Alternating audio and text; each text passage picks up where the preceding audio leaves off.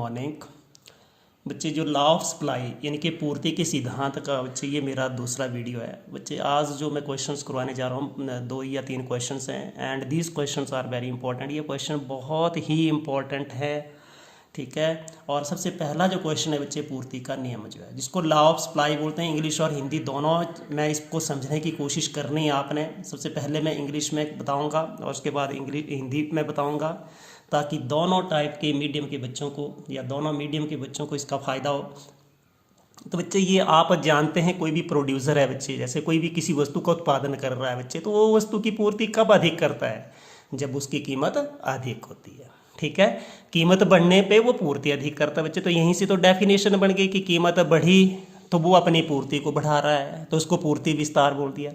कीमत जब घटती है तो हम उसको क्या बोलते हैं? जब कीमत घट रही है, ठीक है, वो अपनी पूर्ति को घटाता है तो उसको क्या बोलते हैं? पूर्ति का संकुचन, यानी कि extension of supply and contraction of supply, ठीक है। अब हमने इसको समझना है, बहुत आसान है। Law of supply states that, ठीक है, कि जो लॉ ऑफ सप्लाई है यानी कि पूर्ति का नियम ये बताता है, अदर थिंग्स बीइंग कांस्टेंट, जो दूसरी चीजें हैं उसको कांस्टेंट रखना है, अन्य बातें समान रखने पर, ठीक है। ये मैं बताऊंगा अभी अन्य बातें कौन कौन सी होती है। When the price is increased, जब हम प्राइस में राइज करते हैं, या व्हेन द प्राइस राइजेज या इंक्रीज्ड, तो यहाँ पे लिख सकते हैं सप्लाई ऑफ द कमोडिटी, या सप्लाई ऑफ द कमोडिटी, या commodity supplied that is increased, वो इंक्रीज हो जाती है। And the price is decreased, then supply, इसको या quantity supplied that is also decreases, ठीक है। बिल्कुल आसान है कि जब आपकी कीमत बढ़ती है तो आप क्या कर रही है? जो क्वांटिटी सप्लाइड है उसको आप इंक्रीज कर रहे हैं, और जब भी प्राइस डिक्रीज कर रहा है तो जो क्वांटिटी सप्लाइड है उसको आप घटा रहे हैं। तो इसको हम क्या बोलते हैं? इसको हम क्या बोलते हैं? Law of supply.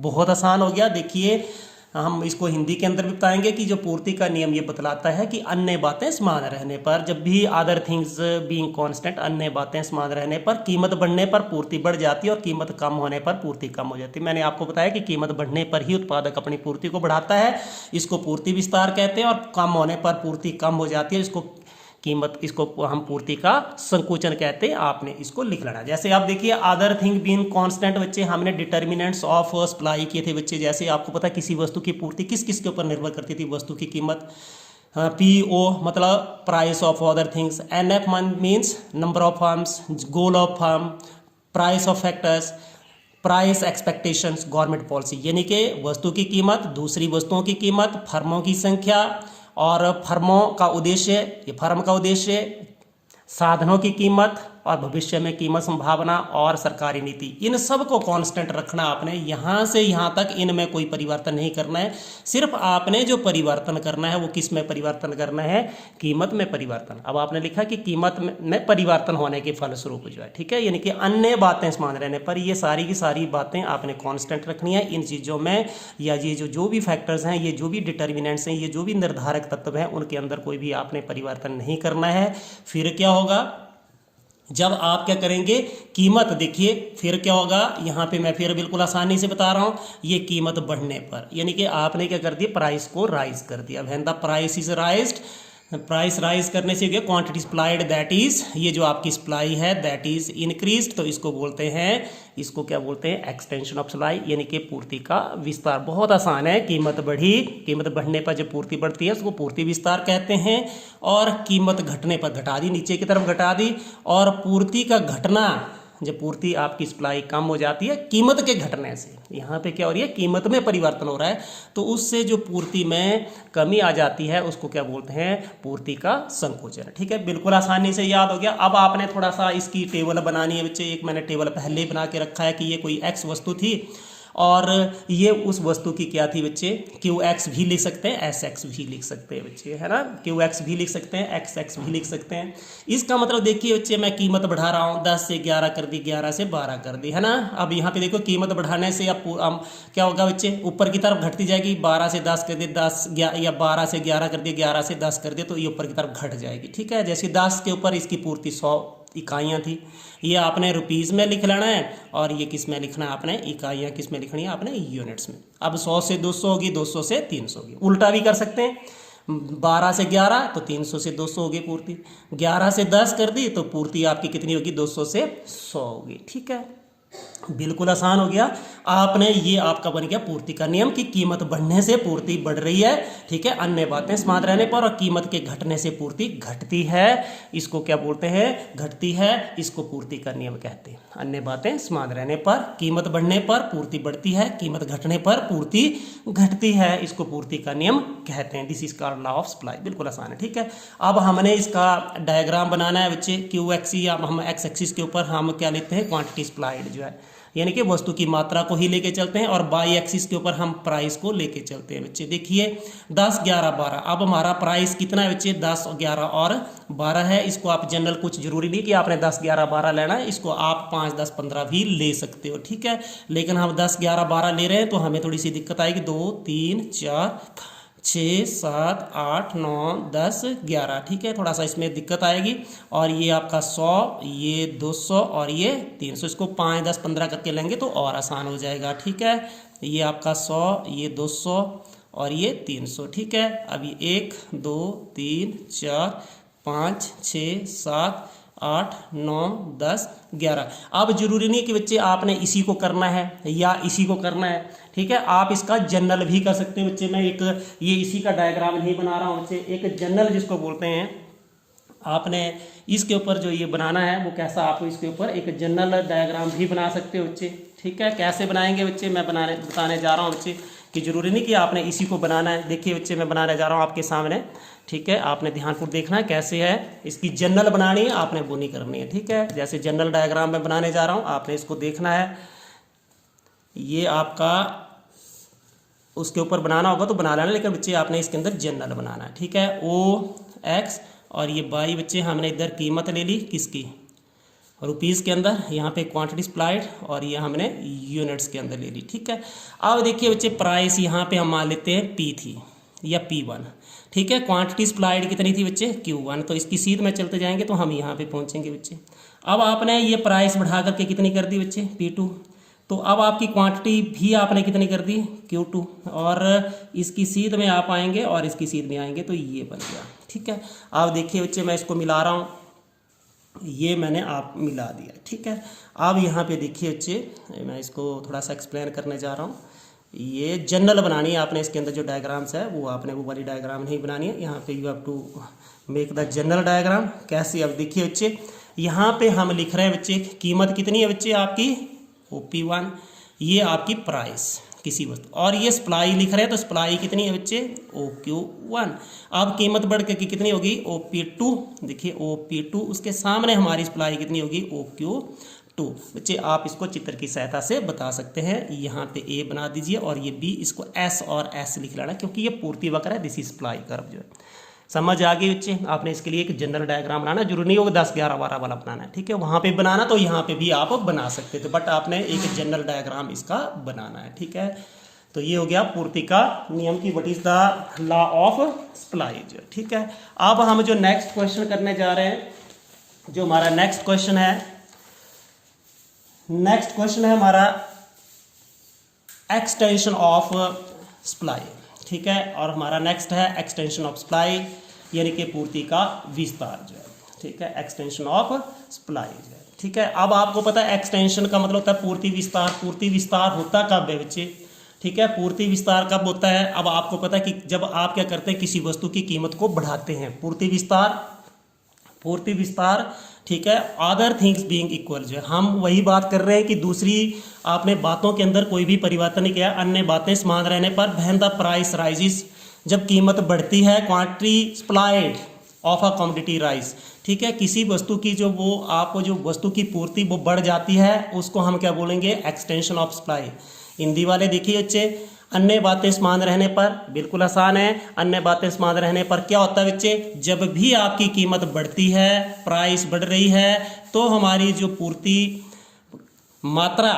की मात्रा में जो क्या हो जाती है, वृद्धि हो जाती है, तो उसको हम क्या बोलते हैं, पूर्ति विस्तार बोलते हैं। ठीक है, यहाँ पे हम इसका सबसे पहले टेबल बनाएंगे। टेबल में देखिए बच्चे, जब भी किसी वस्तु की कीमत कितनी थी 1, तो आप कितनी वस्तु की पूर्ति कर रहे थे, 5। ठीक है, 1 तो 1, ठीक है, 1 तो 1, हमने 5 नहीं करनी, 1 से 1 बिल्कुल ईजी वाला लेते हैं।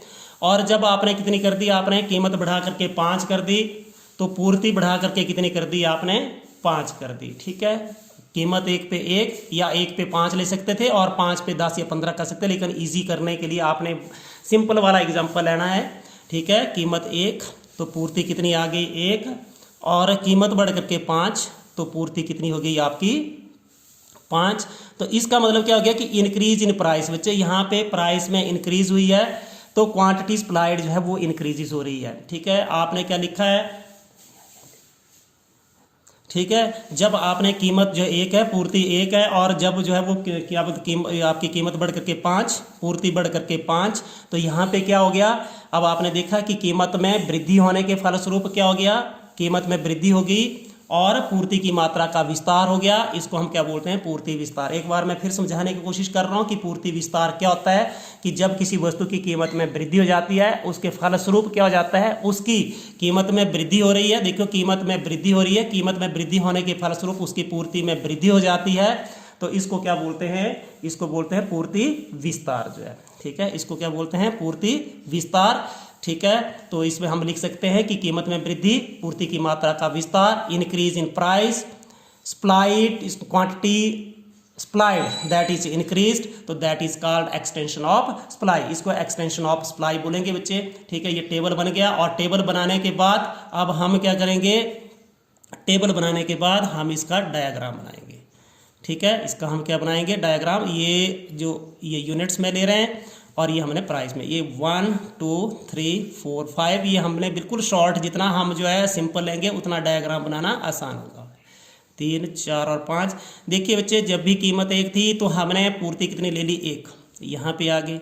अब जब कीमत बढ़ करके 5 तो आपकी पूर्ति बढ़ करके कितनी हो जाती है, 5। ठीक है, प्राइस 1 तो आपकी जो सप्लाई 1, प्राइस 5 तो सप्लाई भी 5। तो इसको जब भी आप मिलाएंगे, अच्छे देखिए यहाँ पे जब भी मिलाएंगे आप इसको, तो ये बन रहा है आपका, बहुत आसान डायग्राम है, आपने इसको बनाना है।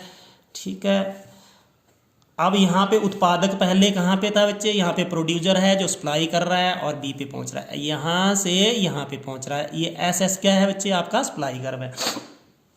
एक बार मैं फिर बताने की कोशिश कर रहा हूँ बच्चे, यहाँ पे क्या होता है, कीमत बढ़ने से, कीमत बढ़ती है बच्चे तो आपकी पूर्ति की गई मात्रा में वृद्धि हो जाती है, supply of a commodity increase कर जाती है बच्चे, तो उसको ही हम क्या बोलते हैं, पूर्ति विस्तार बोलते हैं, एक्सटेंशन ऑफ सप्लाई बोलते हैं। ठीक है, इसको आपने टेबल में बता दिया, 1 तो 1 और 5 तो 5। जब भी आपने क्या कर दिया बच्चे, प्राइस को बढ़ा दिया तो आपकी सप्लाई भी बढ़ रही है, प्राइस बढ़ाई तो सप्लाई भी बढ़ रही है, तो हम लिखेंगे कीमत में वृद्धि, पूर्ति की मात्रा का विस्तार, increase in price of commodity, supply increase.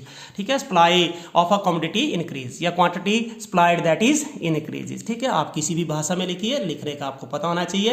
तो यहाँ पे जो भी आपने यहाँ पे देखा कि एक्स एक्सिस वाई एक्सिस, कुछ भी लिखने की जरूरत नहीं है, आपने लिख लेना सीधा ही कि चित्र के अंदर या in diagram, when the price is 1, commodity supplied 1, ये प्राइस इंक्रीज टू 5, कमोडिटी इसको बोल सकते हैं आपकी क्वांटिटी या quantity supplied that becomes 5, increases to 5। तो आपका जो भी प्रोड्यूसर जो है या जो उत्पादक का ए से बी की ओर हम बोल सकते हैं चलन, उसको हम क्या बोलते हैं, पूर्ति विस्तार कहते हैं, या shifting of producer from A to B is called extension of supply जो है। ठीक है, बहुत आसान था। अब आपने दूसरे वाला जो करना है, वो दूसरा जो करना है पूर्ति का संकुचन बच्चे, बिल्कुल आसान है बच्चे, इसका उल्टा करना है आपने।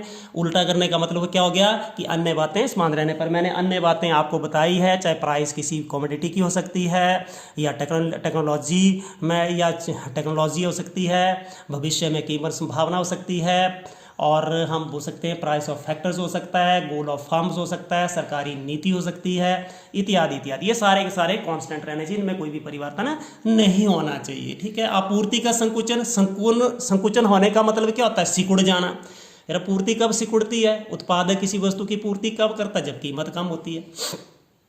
तो यहाँ पे कॉन्ट्रैक्शन ऑफ सप्लाई बोलेंगे। कॉन्ट्रैक्शन ऑफ सप्लाई का मतलब है कॉन्ट्रैक्ट हो जाना, सिकुड़ जाना, कब हो जाएगी, उसका उल्टा करना आपने, कीमत कम होने पर। ठीक है, अदर थिंग्स बीइंग कांस्टेंट मतलब अन्य बातें समान रहने पर। ठीक है, when the quantity supplied of commodity decrease. ठीक है, due to fall in price, जो बच्चे जब भी आपकी कीमत गिरती है तो पूर्ति की गई मात्रा कम हो जाती है, this is called contraction of supply. इसको हम कॉन्ट्रैक्शन ऑफ सप्लाई कहते हैं। प्राइस आपकी गिर रही है और आपकी क्वांटिटी सप्लाइड भी कम हो रही है, इसको कॉन्ट्रैक्शन ऑफ सप्लाई बोलते हैं। ठीक है, इंग्लिश ये आपका हिंदी में देखिए बच्चे, पूर्ति संकोचन क्या होता है? अन्य बातें समान रहने पर जब कीमत घटती है तो पूर्ति की गई मात्रा में कमी हो जाती है, इसको क्या बोलते हैं? पूर्ति का संकुचन कहते हैं। इसको क्या बोलेंगे? पूर्ति का संकुचन। कीमत घटी और आपकी पूर्ति की गई क्वांटिटी सप्लाइड वो डिक्रीज हो रही है, तो उसको क्या बोलेंगे? पूर्ति का संकुचन। क्योंकि बच्चे उत्पादक कीमत कम होने पर वस्तु की पूर्ति ज़्यादा नहीं करता है। ठीक है, अब आपने देखिए कीमत, अब आपने इसको कीमत को घटाना है पहले उल्टा, जैसे पहले 1 1 और 5 5 कर दिया, इधर 5 5 कीमत घटा कर 1, पूर्ति घटा करके 1। ठीक है, अब आपने यहाँ पे वर्णन या डिस्क्रिप्शन में आप लिखेंगे, क्या लिखेंगे डिस्क्रिप्शन में?